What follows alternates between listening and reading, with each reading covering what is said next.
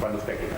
Muchas gracias, Jordi. En realidad, Jordi y yo comentábamos entrando que tenemos la misma edad, estudiamos a la vez o un año antes uno que el otro, según cómo iban los planes de estudio.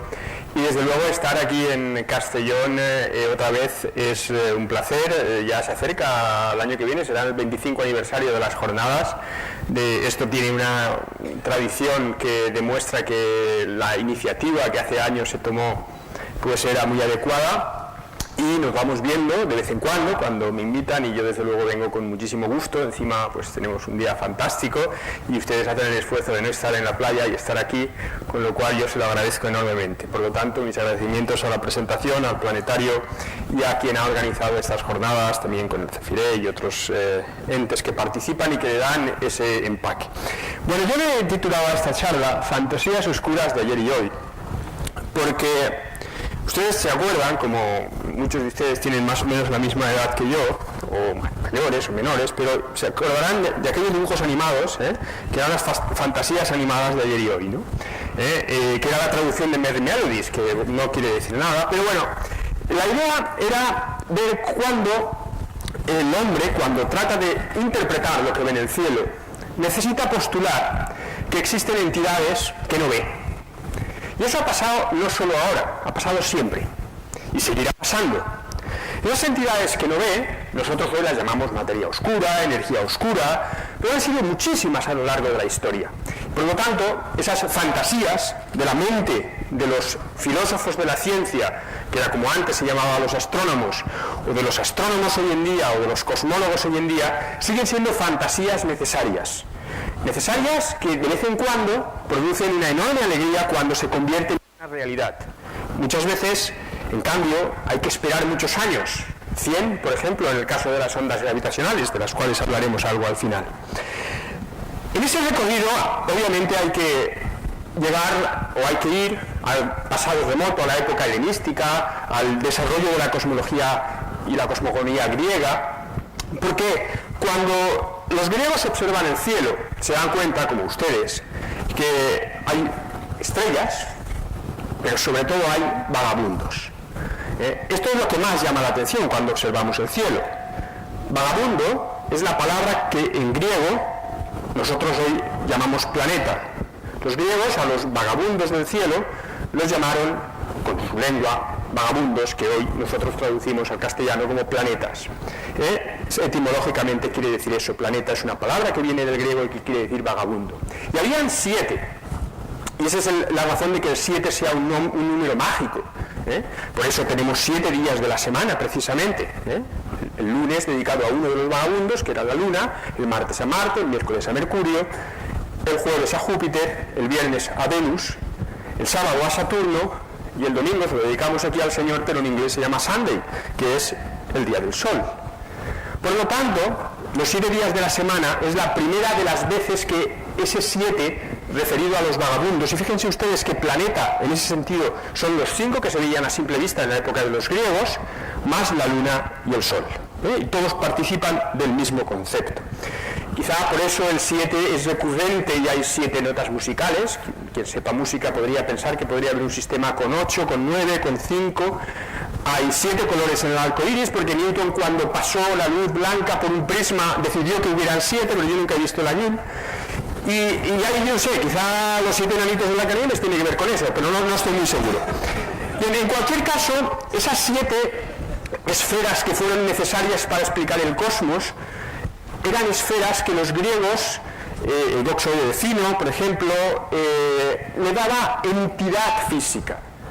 La cosmología griega estaba basada en la existencia de esferas cristalinas que rodeaban la Tierra en ese modelo geocéntrico con la Tierra en el centro, y ahí tenemos las esferas que correspondían a la Luna, al Sol, a Mercurio, a Venus, a Marte, a Júpiter, a Saturno y a las estrellas fijas. Y esas esferas perduraron por siglos.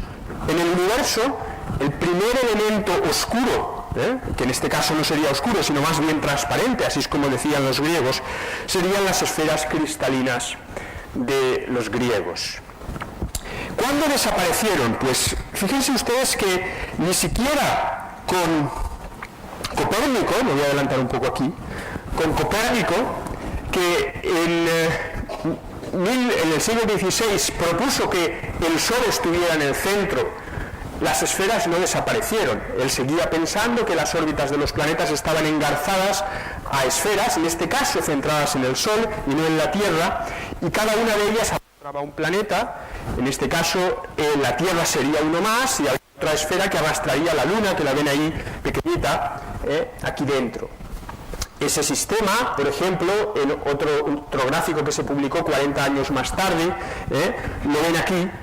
Y lo curioso de este gráfico, del libro de Thomas Digges, Perfect Description of Celestial Orbes, es que por primera vez aparece una idea distinta para la última de las esferas, la esfera de las estrellas fijas.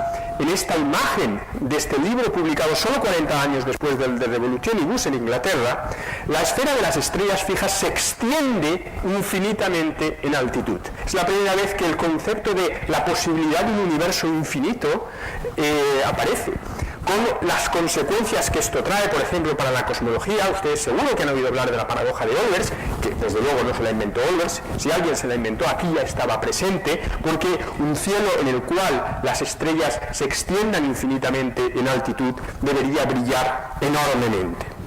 Pues bien, ya les digo que ni siquiera con las esferas copernicanas desaparece la idea de las esferas cristalinas. Y es necesario que llegue Tycho Brahe, un astrónomo danés que vivió entre el siglo XVI y XVII, de hecho murió en 1602, 1603, esta es una imagen muy bonita que está en el Atlas de Jan Bloch, hay una copia, por ejemplo, en la biblioteca de la Universidad de Valencia, ahí lo vemos, una imagen además donde se resalta la importancia del astrónomo frente a todo lo demás. Obviamente la perspectiva no se conserva, las figuras de delante son más pequeñas que el propio Tycho, que está sentado en una posición central, con sus grandes instrumentos astronómicos. Tycho nunca utilizó, porque no se había utilizado hasta entonces, el telescopio. Hubo que esperar solo unos poquitos años después de su muerte, cuando Galileo lo utilizó. Esta imagen que habíamos visto antes y que había pasado un poco por alto es un gran cometa que fue visible en Europa en 1577. Ahí tienen una imagen de ese cometa sobre la ciudad de Praga, en un grabado de la época. Ese cometa llamó la atención a muchísimos astrónomos, y en particular Tycho se dio cuenta que en su sistema del mundo, que era un sistema en el cual era un poco mixto, no estaba el Sol en el centro, pero tampoco estaba realmente la Tierra en el centro. En el sistema del Tycho, como Tycho era gran observador y tenía, digamos, unas observaciones muy precisas, él decidió no ser copernicano. Y lo decidió de forma racional, no acogiéndose a ninguna corriente, digamos, teológica o aristotélica, manteniéndose por la tradición. Al contrario, él pensaba que si el sistema del mundo fuera como Copérnico proponía, y la Tierra girara alrededor del Sol, se tendrían que observar, como nosotros sabemos que sí que se observan, paralajes en las estrellas próximas. Las estrellas próximas tendrían que cambiar de posición a lo largo del año, conforme van pasando los meses, o por ejemplo cada 6 meses que la observación de un punto a otro se lleva 2 unidades astronómicas, 300 millones de kilómetros, es una línea de base muy grande, y por lo tanto se tendría que ver que al menos las estrellas próximas presentaran ligeros desplazamientos respecto a las estrellas profundas. Eso es lo que sabemos que es el paralaje, que se puede medir, pero fue necesario realmente el telescopio, y pasar 250 años después del descubrimiento del telescopio para que Bessel fuera el primero en medir un paralaje, porque ya saben ustedes que los paralajes son todos más pequeños que un segundo de arco, y eso es extraordinariamente pequeño. Por lo tanto, si Tycho se mantuvo anticopernicano, fue porque él no observaba paralajes y no quería admitir que las estrellas estuvieran tan lejos, pero observando el cometa en ese sistema mixto en el cual él tenía que la Tierra estaba en el centro y alrededor de ella giraban la Luna y el Sol, pero fíjense ustedes que ya los planetas, como ven allí arriba, giraban alrededor del Sol en el sistema de Tycho, el sistema que conocemos como ticónico. El propio cometa, que en la idea aristotélica de que los cielos eran inmutables debía ser un fenómeno prácticamente atmosférico, semejante al de las estrellas fugaces, el propio cometa ya para Tycho se da cuenta de que no puede ser un fenómeno atmosférico, debe de estar más allá de la Luna, obviamente está girando como cualquier otro planeta en torno a su Sol, que en este caso es el centro del movimiento del resto de los planetas. Y por lo tanto está atravesando las esferas, como ven ahí. Las esferas no existen, el cielo no es inmutable y las esferas no existen. Un estudiante aventajado, prácticamente el único estudiante aventajado que tuvo Tycho, seguro que lo conocen, es Johannes Kepler, y él consiguió quedarse con los datos de Tycho, analizarlos bien y darse cuenta de otras cosas que son muy importantes y que nos acompañan en esta historia de encontrar cosas oscuras que de alguna manera van tomando la luz. Los datos de Tycho no se ajustaban a las expectativas, no se ajustaban en absoluto a las órbitas esféricas. ¿Y qué hacían los astrónomos normalmente? Volvían a inventar, volvían a imaginar, desde la época de los propios griegos, los movimientos retrógrados de los planetas, esos movimientos que hay cuando el planeta, la Tierra adelanta a Marte, a Júpiter, a Venus, a cualquiera, da igual que sean interiores o exteriores, observamos movimientos retrógrados, de repente el planeta parece que se para y durante unas semanas, a veces un mes, 2 meses, va hacia atrás y luego vuelve. Eso, que se explica de forma muy natural en un sistema heliocéntrico con el Sol en el centro, es muy complicado de explicar en un sistema geocéntrico, y ya desde entonces los antiguos habían postulado la existencia de otras entidades oscuras, de otras fantasías oscuras, los epiciclos, los deferentes, construcciones extrañas para poder explicar los movimientos retrógrados. Pues bien, para poder explicar las discrepancias que habían entre las observaciones, por ejemplo, del planeta Marte y las que había hecho Tycho y que Kepler se quedó con ellas a su muerte, y las observaciones estas reales que él tenía con órbitas circulares, fue necesario inventarse muchísimas cosas que no existían, hasta que Kepler pudo decidir, bueno, es que el problema no está ahí, el problema está en que hay que romper con un hechizo que nos ha mantenido durante siglos, un hechizo, una creencia, y es que las órbitas tenían que ser circulares. Las órbitas no son circulares, esta es su primera ley, de las 3 leyes empíricas del movimiento planetario. Las órbitas de los planetas son elipses, con el Sol en uno de los focos. Y esto es una conclusión a la que Kepler llega de forma empírica, mirando los datos sobre todo de Tycho, que era un fantástico observador. El planeta se mueve ahí, y después enuncia la segunda ley, que tiene que ver con la velocidad con la que se mueve el planeta, y va más rápido en el perihelio que en el afelio, cuando está lejos del Sol va más lentamente, de manera que recorre áreas iguales en tiempos iguales. Esta es la imagen clásica para ilustrar gráficamente la segunda ley de Kepler. La tercera, que le cuesta sudor y lágrimas poder llegar a ella, tarda casi 12 años más en investigar las distancias de los planetas, un modelo en el que está completamente confundido, posiblemente también una imagen oscura del universo basada en una mente puramente platónica, pero finalmente llega a la tercera ley de Kepler, en la cual relaciona las distancias de los planetas, el semieje mayor de sus órbitas al cubo ha de ser proporcional a el periodo al cuadrado. Esa ley matemática tan potente que permite hoy en día, por ejemplo, determinar la existencia de materia oscura en las galaxias espirales, como luego veremos. Con esa ley, digamos, concluye esta visión racional que rompe también con esas ideas oscuras que podían ser la necesidad de recurrir a elementos extraños para explicar las observaciones, como epiciclos, como deferentes, que incluso en el propio sistema copernicano se estaban empezando a introducir. Y de alguna manera quien da luz a todo esto y que de alguna manera racionaliza esta visión del cosmos no es más que Newton. Newton y la publicación de los Principia lo que hacen es permitir que esas leyes empíricas de Kepler se enmarquen perfectamente en un contexto racional, científico, en un contexto en el que con una ley, la ley de la gravitación universal, podemos explicar tanto los movimientos de los cuerpos en la Tierra, cómo cae una manzana de un árbol, o como los movimientos de los cielos, cómo se mueve un planeta girando alrededor del Sol. Enunciando esa ley que nos dice que la fuerza de atracción entre los planetas es directamente proporcional a la masa de esos planetas e inversamente proporcional a la distancia que nos separa. Bien, y esto permite poder hacer predicciones que hagan que la ciencia continúe avanzando, y quizá la más sorprendente la proporciona en la propia época de Newton el mecenas de Newton, el que pagó de su bolsillo como editor la publicación de los Principia, que fue Halley.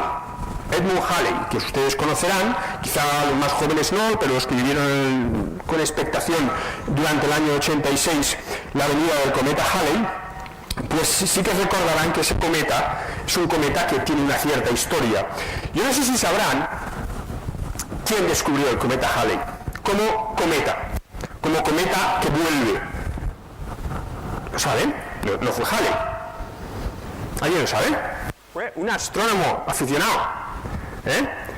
Un astrónomo aficionado. Lo vamos a conocer enseguida. ¿Quién?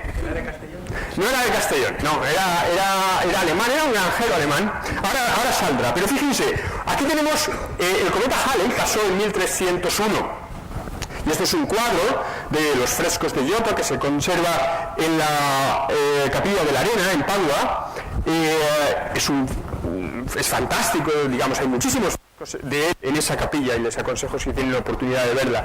Y este es un cuadro de 1303, un fresco donde se ve que la estrella de Navidad, la estrella del Belén, él piensa que pudo ser el cometa. Él no sabía que era un cometa recurrente, no sabía cuál era su ciclo, no sabía que desde luego no cuadra cuando tiramos ciclos de 76 años hacia atrás desde la visita de 1301, pero bueno, le resultó interesante, y por eso en las representaciones que hacemos de los belenes y de los árboles de Navidad ponemos el cometa con esa cola, ponemos la estrella de Belén con esa cola. Bueno, Halley tuvo la gracia, digamos, de tratar de entender qué había detrás de las apariciones de algunos cometas, y fue el primero en darse cuenta que el cometa Halley, que había en este cuadro de Giotto, o que el cometa que se había observado años después, 76 años después, por Peter Appian, por ejemplo, o posiblemente él en su propia vida lo había observado, 30 o 40 años antes de morir, pero no sabría todavía que podía ser ese cometa. Él, años después de que pasa, se da cuenta que podría ser el mismo objeto, y utiliza las recién publicadas leyes de Newton para calcular cuál debería ser el movimiento de ese cometa girando en torno al Sol en una órbita elíptica, obviamente que ya la consigue de forma natural utilizando las leyes de Newton, y Halley se da cuenta que efectivamente ese cometa va regresando, y predice cuándo ha de volver. Por lo tanto, por primera vez de alguna manera las leyes de Newton sirven para hacer lo que hace la ciencia: predecir y más tarde confirmar cuando aparece. Halley fue quien lo propuso, pero murió en 1742. El cometa vuelve en 1758, y la noche de Navidad, fíjense, los astrónomos amateurs la noche de Navidad salen a observar. George Palitz lo descubrió esa noche. En muchos libros ustedes verán que le dan el descubrimiento a un astrónomo profesional, que es Charles Messier, pero él tardó 4 semanas más en descubrirlo desde el observatorio de París. Fue este astrónomo quien lo descubrió. Pero entonces se hacían también postulaciones de entidades oscuras, de fantasías oscuras, para explicar elementos que no se acababan de conocer. A veces más o menos justificadas, pero otras veces completamente descabelladas.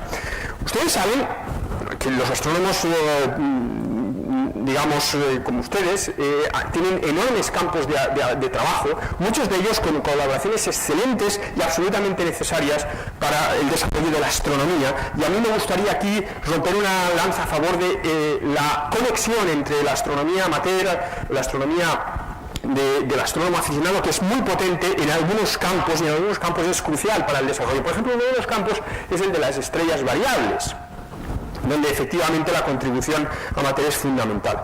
Ustedes no sé si saben que las estrellas variables, quien las descubrió fue un inglés que se llamaba John Goodrick, en particular la estrella Delta Cephei, pero había una estrella variable, solo una, que seguro que sabrán quién es, que se ve la variabilidad a simple vista. con un ojo entrenado, con un ojo entrenado, ¿vale? ¿Qué estrella es? Algol.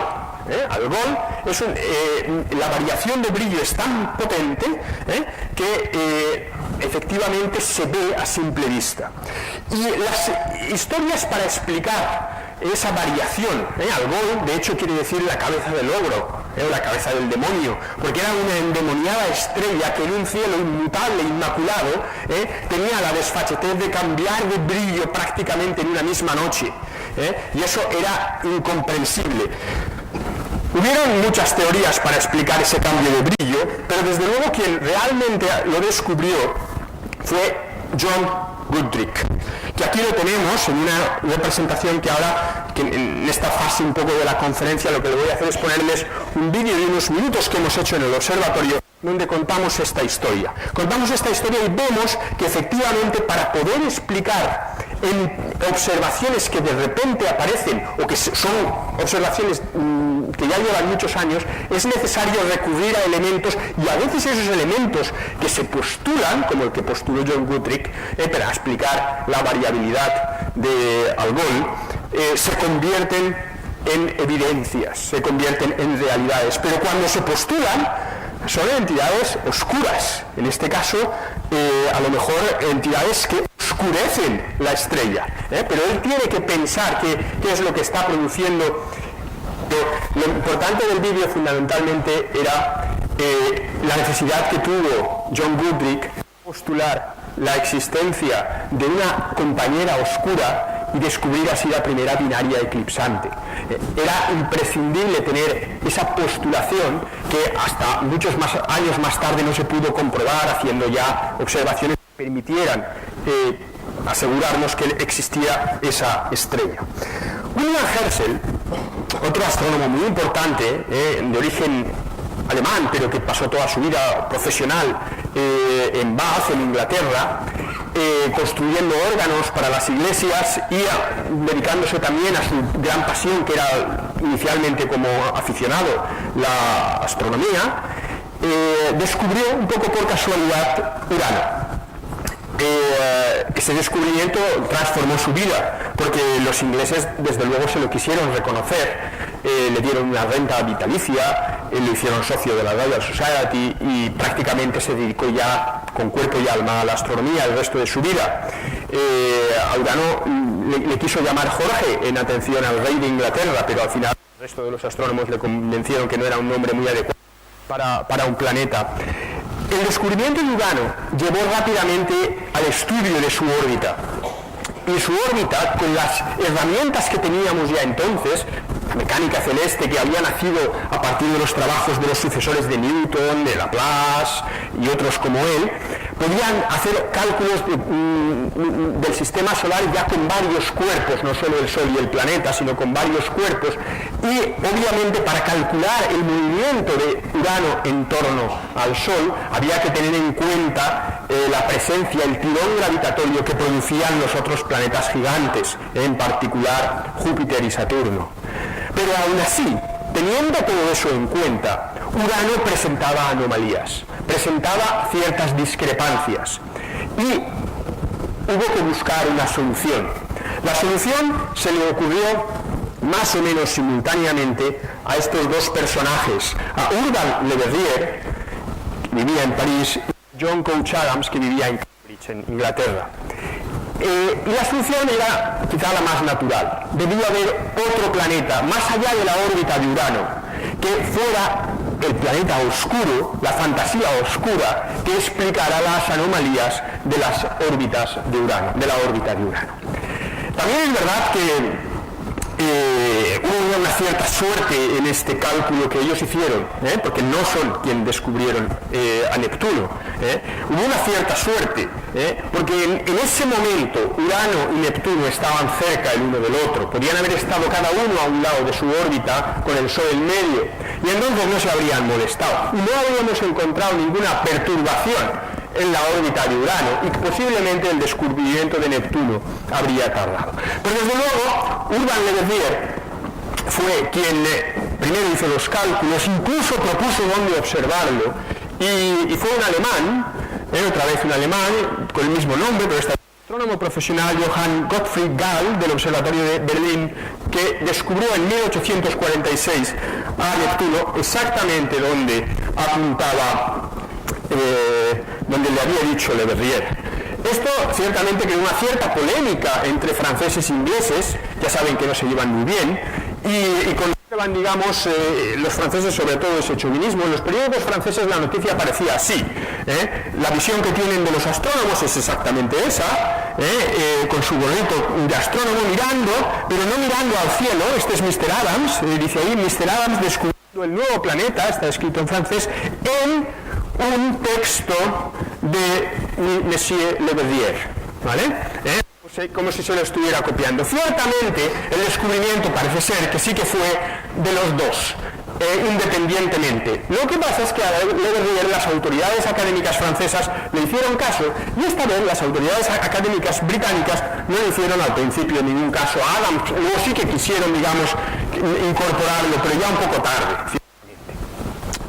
Pero han habido más. En esa misma época, los astrónomos estaban muy consternados por el movimiento de otro planeta, el movimiento de Mercurio.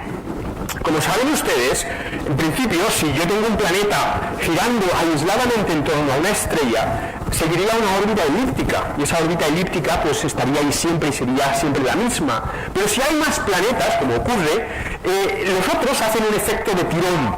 Hacen un efecto de tirón que sobre la elipse produce algo que se llama precesión, y que normalmente toda la órbita precesa, pero para singularizarla en un punto decimos la precesión del perihelio, ¿vale?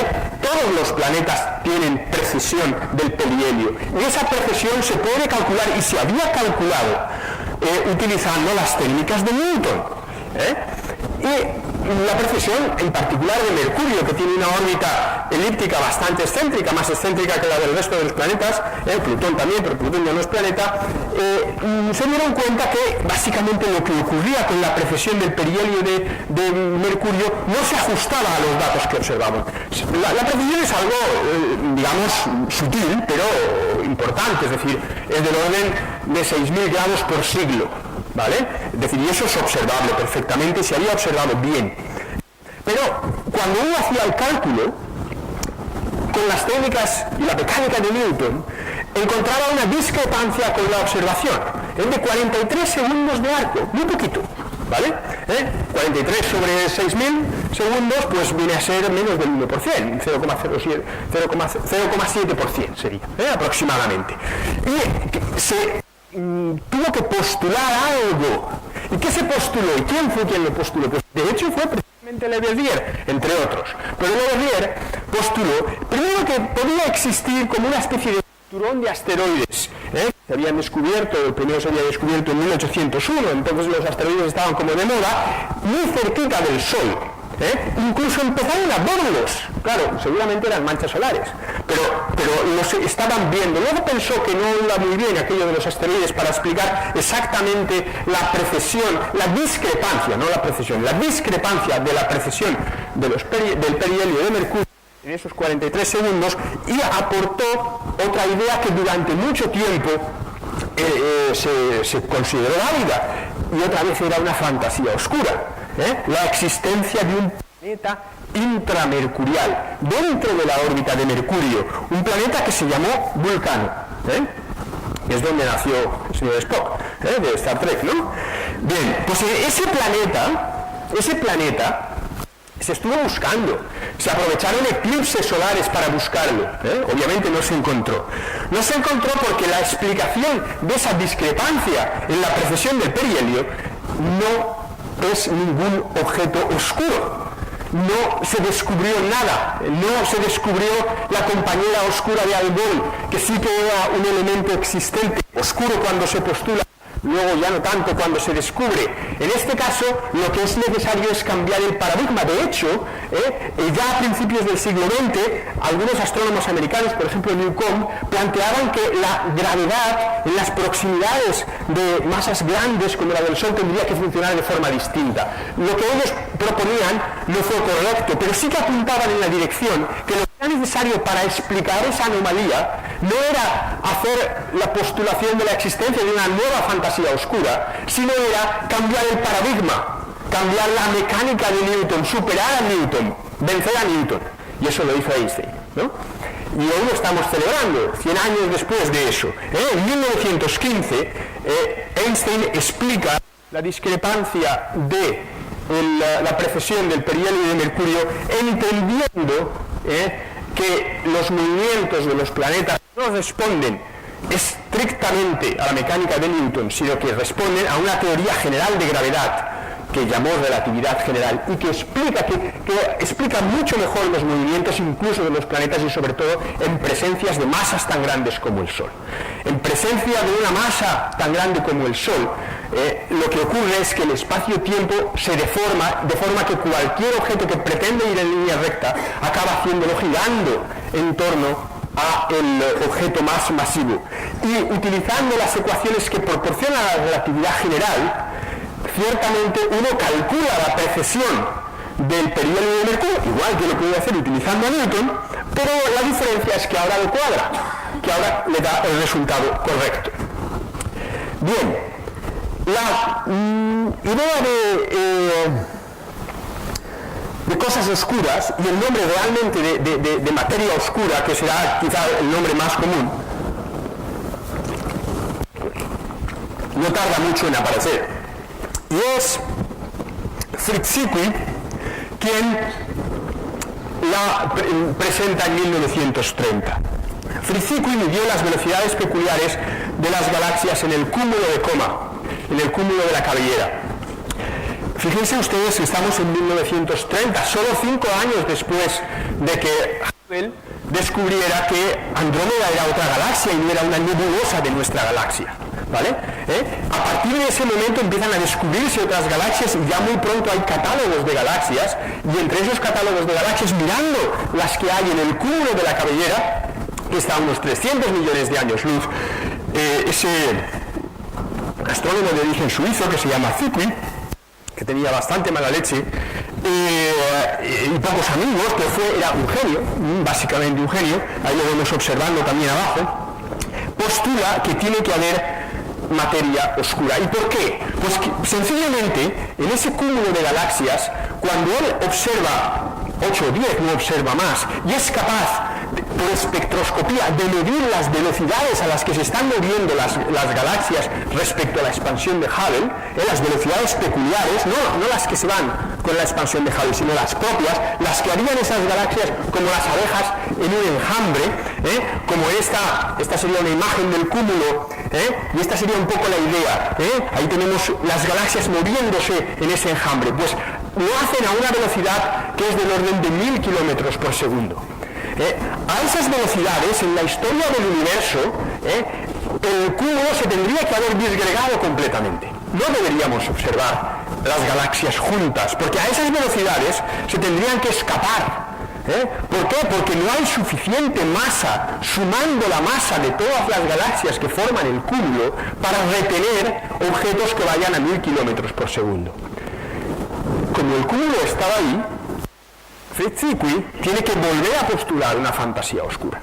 Y en este caso lo llama materia escondida en alemán, o materia oscura más tarde. La materia oscura aparece por primera vez en la astronomía en los años 30 del siglo pasado, para poder explicar la estabilidad de los cúmulos de galaxias y que en la historia del cosmos no se hayan disgregado, no hayan desaparecido, porque sus velocidades de movimiento dentro del cúmulo son demasiado grandes, y para retenerlos hace falta mucha más masa, 4 o 5 veces más masa de la que suman las propias galaxias. Las propias galaxias que formaban el cúmulo. Por lo tanto, ahí se postula la existencia de materia oscura por primera vez. Esa existencia, digamos, pasa más o menos desapercibida, sobre todo por el carácter excéntrico de Zwicky, y nadie mucho caso, hasta que otros descubrimientos vienen a poner luz, en este caso, en esa materia oscura. Todavía no sabemos qué es, todavía no sabemos en qué consiste, pero han habido otros descubrimientos completamente diferentes que apuntan a que exista. Por ejemplo, cuando observamos también los cúmulos, nos damos cuenta de que debe existir esa materia oscura precisamente porque los pozos de potencial que generan esa cantidad de masa hacen que el gas caliente que esté atrapado en el interior del cúmulo esté a enormes temperaturas. Y a partir del equilibrio hidrostático que tiene un cúmulo de galaxias, igual que lo tiene una estrella, podemos calcular, y observando la radiación en rayos X, podemos calcular la cantidad de materia oscura que hay en un cúmulo de galaxias. ¿Por qué? Porque el gas caliente del cúmulo de galaxias atrapado en el pozo de potencial gravitatorio del cúmulo está a millones de grados de temperatura. Y cuando está a millones de grados de temperatura, emiten rayos X. Y ahí tenemos una visión de un cúmulo, y su visión si lo observáramos en rayos X. Pues bien, con una hipótesis física completamente diferente de la que había hecho Zwicky, llegamos a la misma conclusión, y esto es fantástico en ciencia, que tiene que existir materia oscura para explicar, en un caso, la estabilidad gravitatoria del cúmulo, Zwicky, en otro caso, rayos X, para explicar esa emisión y el equilibrio que nosotros pensamos que existe entre el gas caliente y la materia oscura. Otro descubrimiento importante que comprueba o que apunta en la dirección de la existencia de materia oscura también está relacionado con Einstein, del cual me habían pedido que hablara hoy un poco. Son las lentes gravitatorias, ¿vale? Ya hemos dicho que quizá Einstein empieza a tener éxito con la comprobación experimental de que su teoría se ajusta mejor a la precesión del perihelio, pero esto prácticamente la gente no se entera. Es una cosa, digamos, más de la comunidad de los astrónomos, pero el caso que realmente hace famoso a Einstein es el descubrimiento, digamos, de que la luz también se dobla por la gravedad. Y esto va a ser necesario que se haga experimentalmente, que se pueda demostrar experimentalmente. Fíjense ustedes que esta idea es una idea clásica, no es una idea de Einstein. Si leemos los propios principios de Newton, llega a decir, en un momento cuando ya está explicado la gravedad y ha visto que es tan general para los objetos de la Tierra y del cielo, hay una frase enigmática, Newton era muy enigmático, que llega a decir, lo podemos leer en los principios, no ocurrirá también, lo hace en pregunta, y no ocurrirá también que los rayos de luz sientan la atracción de la gravedad y se doblen a su paso por las grandes masas. Y ahí lo deja. Pero esto no pasa desapercibido, por ejemplo, a un físico del año 1801-1802, alemán, von Schörner, que hace el cálculo de qué le pasaría a una partícula de luz si tuviera masa cuando pasa próximamente al disco solar. Es decir, esto que ven aquí, que es lo que ocurre durante un eclipse, que la luz de una estrella que nosotros no vemos porque está el Sol, cuando la vemos al oscurecerse el cielo durante un eclipse total solar, la vemos desplazada a un ligero ángulo porque sencillamente la trayectoria se deflecta. Esta es la posición de la estrella y como pasa cerca del limbo del Sol, se deflecta y nosotros vemos siempre una tangente, una línea recta, y la vemos en esta posición. Este ángulo es pequeñísimo, pero este ángulo se puede calcular. Y Schörner lo calculó erróneamente, dándole a la partícula de luz una cierta masa. De hecho, el cálculo da igual la masa que le des, porque realmente la que influye fundamentalmente es la masa del Sol. Hizo el cálculo y obtuvo un resultado. ¿Vale? Obtuvo un resultado de 0,86 segundos de arco. Muy poquito, pero bueno, ya estaba ese resultado ahí. En cualquier caso vuelve a pasar lo mismo que con las anomalías de la precesión del perihelio de Mercurio, porque ese cálculo no es correcto, porque han asumido que las partículas de luz tengan masa y no las tienen. ¿Quién resolvió esto? Pues fue precisamente Eddington. Ahí lo vemos con Einstein en Cambridge, ¿vale? Eddington, que era cuáquero, no había participado en la Primera Guerra Mundial y le habían impuesto un servicio social alternativo a la mili, por decirlo así, que si se acababa la guerra, tenía la obligación de dirigir una expedición para observar un eclipse que iba a tener lugar en mayo de 1919 y tratar de comprobar las teorías de este excéntrico alemán que se llamaba Albert Einstein. ¿Vale? Este era su deber. La guerra, como ustedes saben, lo hemos celebrado hace poco, el armisticio se firmó en noviembre de 1918. Y por lo tanto da tiempo a organizar esa expedición que iba a tener lugar, el eclipse iba a tener lugar en mayo, pero habría que salir prácticamente en enero para poder llegar a lugares de observación que estaban tanto en África como en Brasil. Ahí tienen un periódico del año siguiente, la banda de totalidad, en la costa oriental o occidental de África, en la costa oriental de Brasil, y la expedición se divide en dos grupos y efectivamente la predicción de Einstein para este eclipse era que la deflexión de la luz, el ángulo de deflexión tenía que ser el doble del que había predicho Sommer. Ahí de alguna manera Einstein vuelve a tener suerte, porque él mismo se había equivocado, y en 1911, él utilizando la relatividad especial y el principio de equivalencia, llega a la conclusión de que el ángulo ha de ser el mismo que Sommer, de 0,8 segundos de arco.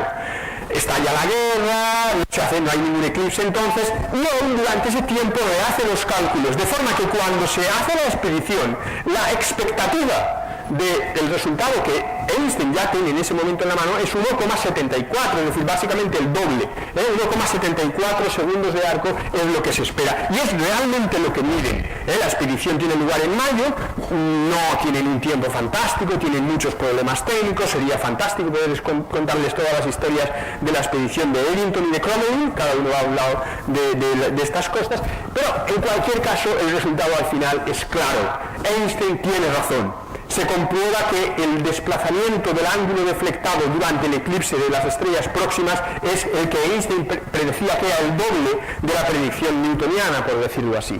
Y esto le hace famoso.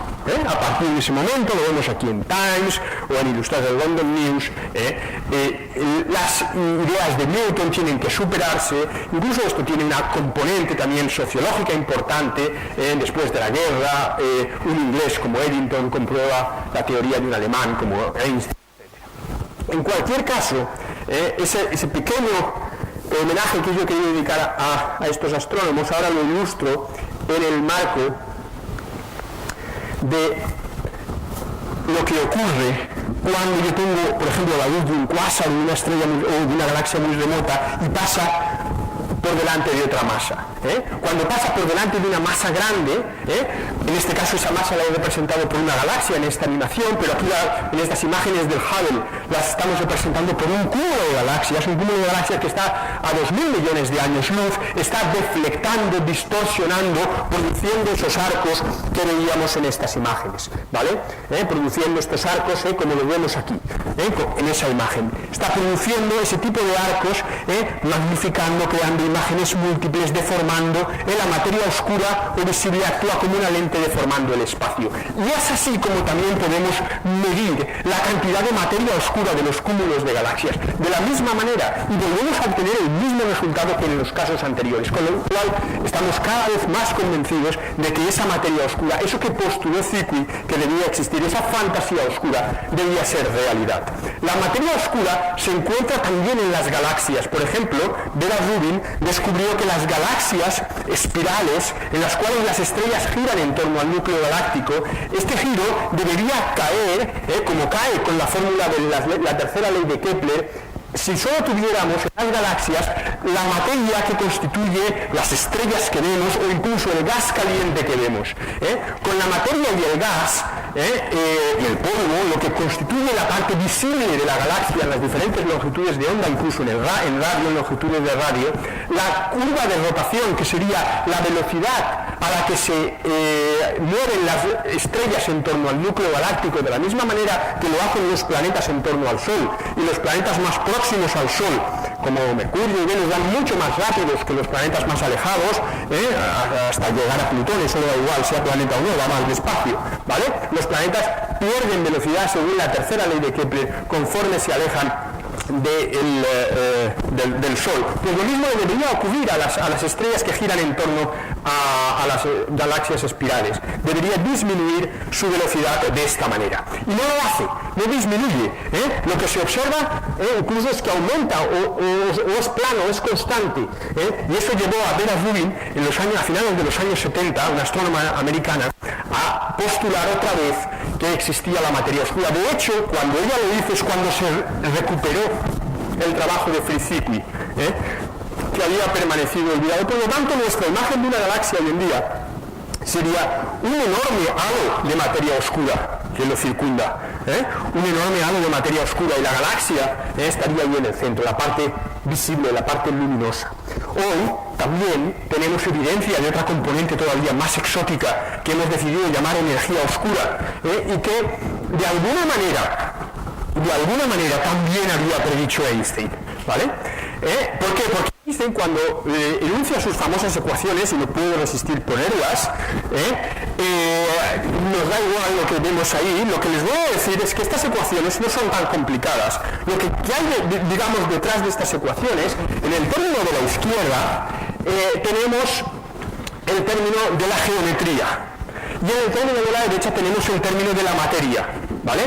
Y estas ecuaciones, quien explicó fantásticamente lo que hacen fue John Wheeler, que dijo que la geometría le dice a la materia cómo moverse, y la materia le dice a la geometría, al espacio-tiempo, cómo doblarse, ¿vale? Eso es básicamente lo que hay.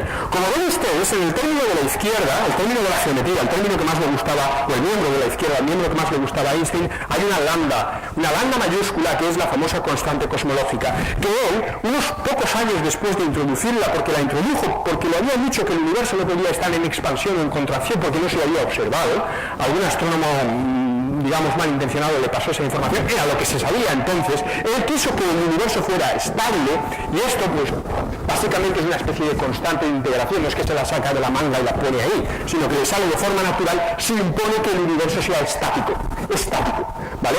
Con lo cual Einstein perdió la oportunidad de solo con las ecuaciones adelantarse al trabajo de Hubble, al descubrimiento experimental de Hubble de que el universo estaba en expansión. Ahí perdió esa oportunidad, porque esto lo publicó en 1917, y Hubble descubre la expansión del universo en 1929, ¿vale? Perdió esos años, esa posibilidad. De acuerdo, pues bien, esa constante cosmológica que está en ese término, él mismo la tuvo que rechazar y dijo que había sido la pifia mayor de su vida en 1934. Unos cuantos años después, en 1990, alguien busca en la papelera de Einstein dónde está esa constante cosmológica, porque le hace falta. Y le hace falta porque hay que explicar qué pasa con las supernovas de tipo 1A que se observan muy lejos, a enormes distancias, a distancias cosmológicas. Esta no está a distancia cosmológica, esta está aquí al lado, está en un objeto Messier que ustedes conocen, M96. Se observó pues hace unos cuantos años, M96 está solo a 40 millones de años luz, pero es una supernova de tipo 1A. Una supernova que se forma en sistemas binarios en los cuales una enana blanca está acretando materia de una gigante roja hasta que supera un cierto límite físico que se llama el límite de Chandrasekhar, y aquello explota, ¿vale? ¿Dónde está la gracia de esto que les estoy contando? El límite de Chandrasekhar es un límite físico, es un límite que para todas las estrellas es igual. Por lo tanto, la explosión de una supernova de tipo 1A será siempre igual, pase donde pase, porque es como si pasas una cierta barrera, como si pasas la barrera del sonido, que es tal, se da cuenta de que esto es una cosa que es fundamental. ¿Por qué? Porque el brillo que vaya a hacer, el pico máximo de brillo que vaya a hacer una supernova de tipo 1A será siempre el mismo, esté aquí o esté a 1000 millones de años luz. Si yo tengo algún objeto astronómico que brilla igual, tengo, lo que ustedes saben, una candela estándar, un patrón de luminosidad, como pueden ser, por ejemplo, a escalas mucho más pequeñas las cefeidas. Pero aquí tengo un patrón de luminosidad que me permite mirar distancias cosmológicas, distancias de miles de millones de años luz, ¿vale? Y esto, por ejemplo, se ha hecho con imágenes del Hubble. Aquí tienen una supernova en el campo profundo del Hubble. Bueno, pues cuando se observan estas supernovas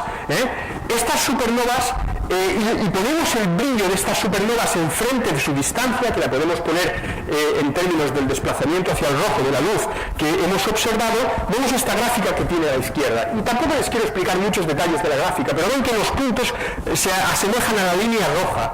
La línea roja y no al azul, la línea roja es la que propone un universo que tenga constante cosmológica, un universo donde la expansión de Hubble no solo se vea frenada por la atracción gravitatoria de toda la materia, sino que haya alguna componente, en este caso una componente extraña, la que hemos decidido llamar energía oscura, que lo que hace es que esta expansión se acelere. Lo que se observa, si ustedes se fijan en el eje vertical, que pone en inglés fainter, más débil, ya saben ustedes que el sistema de magnitudes es como un poco raro, al revés, ¿no? El número es más grande, el objeto es más débil. Pero esto también lo hacemos con el fútbol, ser de primera división es mejor que ser de segunda, y uno es mejor que dos, pues aquí pasa más o menos lo mismo, ¿vale? Las estrellas, las explosiones de las supernovas se detectaban algo más débiles de lo que deberían ser. Un 25% más débiles de lo que deberían ser. Y la explicación más natural que han apostado los astrónomos es que si estos son más débiles es porque están más lejos. Y si están más lejos es porque el universo no se está expandiendo, frenando esa expansión, sino acelerando la expansión. El descubrimiento de la expansión acelerada es lo que ha llevado a hablar de energía oscura. ¿Vale? Aquí tenía esta imagen de Einstein, en el cual tenemos los diferentes pasos, cuando propone la constante cosmológica, cuando descubre Hubble la expansión del universo, cuando Einstein dice que es mi pifia peor de mi carrera científica, y en 1998 los astrónomos descubren que el universo está en expansión acelerada, y la revista Science determina que este ha sido el descubrimiento más importante de 1999. ¿Vale? Bien, y acabo ya con dos reflexiones así rápidas. Hemos generado la expectativa de energía oscura, otra entidad oscura muchísimo más esotérica, si queréis, que la propia materia oscura. Porque la materia oscura no sabemos lo que es, pero sabemos que es materia, que pesa, que interacciona con la ley que nosotros pensamos que funciona para explicar el universo a gran escala, que es la ley de la gravedad, ya sea de Newton, ya sea de Einstein. O sea, la interacción gravitatoria afecta a la materia oscura, pero a la energía oscura no le afecta. ¿Tenemos alguna otra determinación de que exista aparte de las supernovas? Porque a lo mejor con las supernovas nos podríamos equivocar. Igual que hemos hecho con la materia oscura, nos conviene tener algo que a esa fantasía oscura nos dé, digamos, mayor soporte experimental. Pues bien, analizando la radiación cósmica de fondo, esa reliquia que tenemos del universo pasado, de cuando los fotones se separan de la materia, cuando el universo tiene solo 380.000 años de edad, y hoy se detectan pues con los grandes satélites, incluso desde la Tierra, con los experimentos de Tenerife, nosotros podemos observar y calcular cuál es la geometría del universo. Y nosotros, midiendo esa radiación cósmica, hemos llegado a la conclusión de que el universo, decimos, tiene que ser plano, tiene que tener una geometría euclídea, eso sería lo más correcto, eso es lo que quiere decir técnicamente plano. No puede ser curvo con una geometría abierta, porque no nos dan los cálculos geométricos de la radiación cósmica de fondo, o tampoco puede ser curvo con una geometría cerrada, como ocurriría si estuviera completamente cerrado, porque tampoco no funcionan los cálculos. Son cálculos puramente de escalas, cálculos de tamaños, ¿vale? Y no nos dan. ¿De acuerdo? Al final concluimos que la geometría correcta es la que nos enseñaron en la escuela. De las diferentes geometrías, de las más complicadas que podría haber elegido el universo, ha sido Clemente con nosotros y ha elegido la correcta, digamos, la simple, ¿vale? Y esa simple, los astrónomos y los cosmólogos dicen que hace que el universo sea plano, y eso lo parametrizan con una letra griega, la letra omega, y dicen, cuando el universo es plano, omega 0, la densidad de materia en función de la densidad crítica es 1, coincide con esa densidad crítica. Eso tiene que ver con la cantidad de materia y de energía que hay en el universo, normalizada, ¿vale? Si es menor que 1, es que falta materia. Si es mayor que 1, es que sobra materia respecto de ese umbral crítico. Bueno, pues la radiación cósmica de fondo apunta a que ese valor es 1. ¿De acuerdo? Bien. Pues resulta que muchas de las observaciones que yo les he contado aquí, independientemente, la cinemática de las galaxias, el gas caliente, los cúmulos de galaxias, el efecto lente gravitatorio, que todas ellas miden, pesan la materia visible del universo, la materia bariónica del universo, dicen que todas ellas apuntan a que la materia ya sea oscura o no, porque aquí, como les he dicho, la materia oscura pesa, y cuando la pesamos nos da una componente oscura que es mayoritaria en ese valor de omega. El omega m, que es el omega mater, valdría 0,3, y ahí ya está la materia oscura. De hecho, es mayoritario, sería un 80 y tantos % de ese omega m igual a 0,3 sería materia oscura, ¿vale? Pero el omega total, el omega 0 es 1, ¿vale? Por lo tanto nos falta 0,7. Ese 0,7 en esas unidades es la gran resta cósmica. La gran resta cósmica, ese 0,7 es una explicación alternativa a las supernovas que viene de la radiación cósmica de fondo y de otras observaciones para decirnos justo ese 0,7 es el que aporta la energía oscura. Bien, acabo, porque es la hora. Acabo con esta imagen y con este epitafio final. El 95% del universo, según el mejor modelo del que disponemos, está formado por algún tipo de materia y energía de los que ignoramos casi todas las propiedades. Y la conclusión es que no es que sea muy elegante, pero es lo que tenemos. Decía también Einstein que en ciencia la elegancia a veces no importa, hay que dejarla para los sastres. La materia y la energía oscura son fantasías oscuras que perviven, pero que no hemos demostrado, que no hemos encontrado, y que si no encontramos en los próximos años tendremos que buscar un nuevo paradigma. A lo mejor algo falla, como lo que fallaba cuando Vulcano no era que estuviera o no Vulcano dentro de la órbita de Mercurio, es que estábamos aplicando mal las leyes de Newton, porque no servían para lo que estábamos haciendo. Igual tenemos que modificar nuestras teorías y llegamos a un momento que con una nueva teoría de gravitación no sea necesaria ni la materia ni la energía oscura. Pero de momento está ahí, como fantasías oscuras, como entidades que hemos postulado. Y esperamos encontrarlas algún día. Quizás sean los más jóvenes, los astrónomos que vengan en el futuro, quienes descubran la naturaleza de la materia y de la energía oscura. Muchas gracias.